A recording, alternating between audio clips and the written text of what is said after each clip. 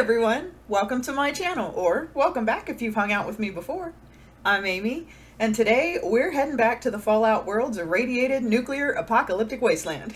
But we're not making food this time, we're making the drinks that keep you going when you're trying to get from the capital wasteland to the Mojave so you can score yourself some sunset sarsaparilla. But the Nuka Cola Corporation went out of business when the bombs dropped, just like everything else except Vault-Tec, so we can only drink what we can find. And yes, while we do get one cap richer every time we empty a bottle, wouldn't it be really cool to be able to refill them and enjoy another Nuka Cola without having to risk running into raiders at a bombed out Super Duper Mart? So today, we're going to make fresh Nuka Cola, as well as 2 additional Nuka recipes, Nuka-Grape and Nukacolaquantum. But without the nuclear isotopes in them though, because strontium-90 is not something you want to consume. We're going to get started with regular old Nuka Cola, the most prevalent and popular of all Nuka Cola recipes. Now this has some interesting ingredients in it, one of which made me raise my eyebrows and wonder what exactly I was making. To start, we need the zest from half an orange, half a lemon, and half a lime. Next, we need the juice from those as well, half of each, the orange, lemon, and lime. And check out this press that I was given for Christmas. How cool is this thing? Juice those into a small bowl and set that to the side. Now to the stove. In a medium saucepan, add 2 cups of water and 3 cups of sugar. I know, it's insane, but that's what we need. Toss in 1 cinnamon stick, 2 star anise, 3 cardamom pods, and a half teaspoon of coriander seeds. Last, add all the zests we made from the orange, the lemon, and the lime. Stir this with a whisk until the sugar melts completely into the water, which will help to prevent the sugar from crystallizing.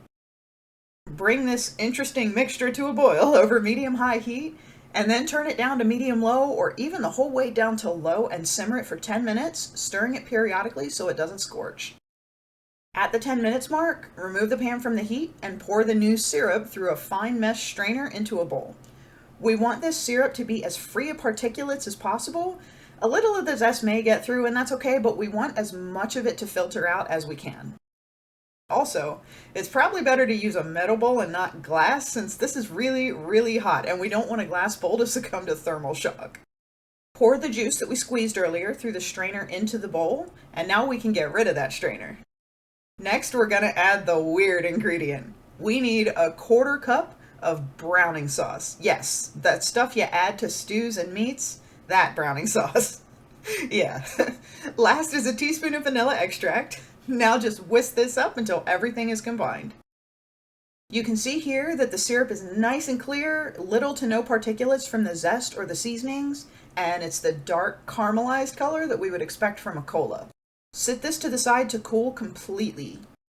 When the syrup is completely cool, pour it into a container and store it in the fridge for at least 12 hours before using it, and then it will store for up to 2 weeks. To drink this, combine 1 cup of seltzer water and 4 tablespoons of the syrup in a cup with ice in it. The recipe calls for 5 to 7 tablespoons, but that was insanely sweet, so I cut it back to 4 tablespoons of syrup, and that was just right. So this tastes just like a cola type soda. It's not exactly like a Coke or a Pepsi, it's more like an RC or a Faygo, but if you put it in a soda bottle, you'd never even know it's homemade. I like the cola sodas, so this is great. And it probably has more carbonation than the one you'd find that's been sitting around for over 200 years. Now we're going to make a quick and easy Nuka Cola variation, and it even uses the Nuka Cola syrup with one little addition. If you've ever been to Nuka World and lived through it, you've probably picked up a Nuka-Grape and wished you could find it outside of that raider-infested gauntlet. I'm going to show you how to make it so you never have to deal with that again. Let's grab our medium saucepan again, and this time we'll start with about 2 pounds of red or purple grapes. Make sure to wash them well and only use fresh, plump grapes. Discard any that are overripe or overly mushy.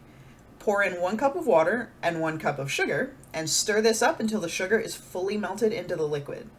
Bring this to a boil over medium-high heat, then turn the heat down to medium-low and simmer this for about 15 minutes or until the grapes start to shed their skins. If you have seeded grapes, the seeds will also start to kind of push out. We're essentially making a grape simple syrup here. Remove the pan from the heat and let it sit for just a minute or so it's not boiling anymore. Just like the other, pour this through a fine mesh sieve into a bowl and let it cool. You can press on the grapes gently to make sure they release any remaining juice, but we don't want any of the fruit pulp in there, so only press very gently and don't scrape the bottom of the strainer. For this, we want a clear purple syrup. When this is completely cool, pour it in a container and store it in the fridge for 2 to 3 weeks. So this one, unlike the Nuka Cola syrup, can be used immediately. To make Nuka-Grape, use 1 cup of seltzer and make a Nuka Cola, but substitute 2 tablespoons of Nuka Cola syrup for the grape syrup, and you have Nuka-Grape. A little hint, you can also make Nuka Cherry by making a simple cherry syrup, just like the grape. Just make sure to take the pits out of all the cherries before you boil them in the water and sugar. Cherry pits contain something called amygdalin, which your body converts into cyanide, and that is really bad. So the Nuka-Grape is way better than I expected. It isn't like a pure grape soda because it still has that cola flavor in there as well. It's a really cool combination of the two, and it's actually really refreshing. I highly recommend this one. Last, we're making one of the most popular Nuka-Colas out there, the Nukacolaquantum. In the Fallout world, Nukacolaquantum glows blue because it contains strontium-90, which is really, really not cool, and we would not be putting that in our soda even if it was not a highly regulated material. But ours will still be awesomely blue, it just won't be radioactive. First, we need the zest of an entire lemon and an entire lime. Now, we head to the stove, drop in the zests we just made, and we also need the juice from both the entire lemon and the entire lime. These can just be juiced right into the pan since it's going to simmer along with the other ingredients. We need 1 cup of water, 2 tablespoons of pomegranate juice, 2 tablespoons of fruit punch, and 2 cups of sugar. Give this a good stir to make sure that sugar is all melted again. Bring all this to a boil over medium-high heat, and then turn the heat down to medium-low and simmer this for 10 minutes. Just like the others, when it's done simmering, remove the pan from the heat and pour it through a fine mesh strainer into a bowl to cool. Add 1 teaspoon of citric acid to the syrup and 5 drops of blue food coloring or food dye. Stir this up really well, and then set it to the side to cool completely.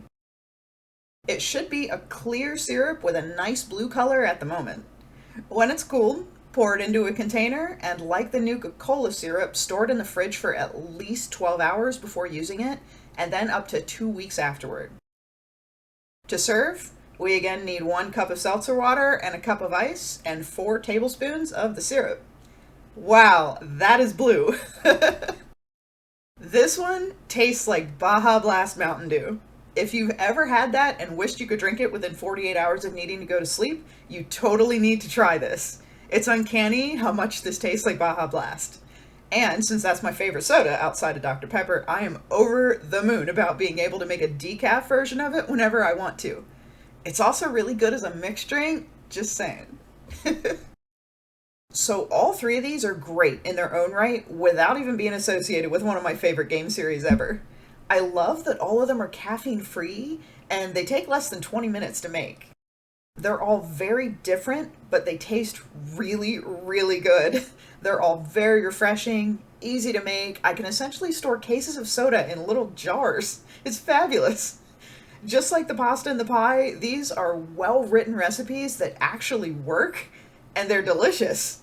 If you like the idea of making your own sodas, I cannot recommend these enough. Thank you so much for watching my video. Please like and subscribe, maybe leave me a comment below. What's your favorite soda? And should we make more drinks like these? Let me know. Stay tuned on Sundays for lovely, comforting home-cooked food because I have a new recipe to share every week. And don't miss next Wednesday for our very last Fallout video because we're making something awesome and you don't want to miss it. I hope you have a wonderful week and I'll see you back here next Wednesday for another delicious Fallout-themed meal. Bye!